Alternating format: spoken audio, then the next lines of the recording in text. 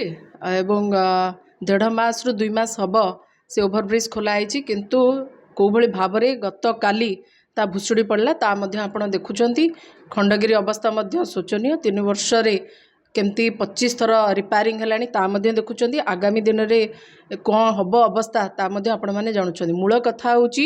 जे NH काम को लेकर बहुत बड़ घोटाला होती बहुत बड़ स्काम होती अपराजिता षडंगीकर से संपृक्ति रही आम विगत दिन में अभियोग करूँ ए कथार पुंखानुपुंख तदंत करने आम एठी तो बीजेपी भी सरकार रही केन्द्र में बीजेपी सरकार रही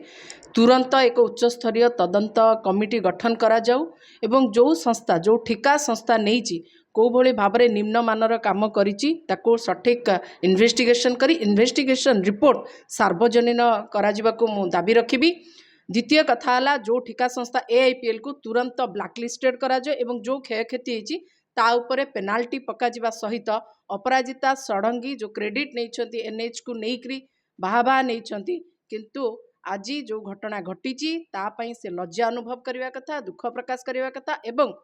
सामना को आसिकी खोर्धावासी को निस्सर्त क्षमा प्रार्थना करिवार आवश्यकता रही।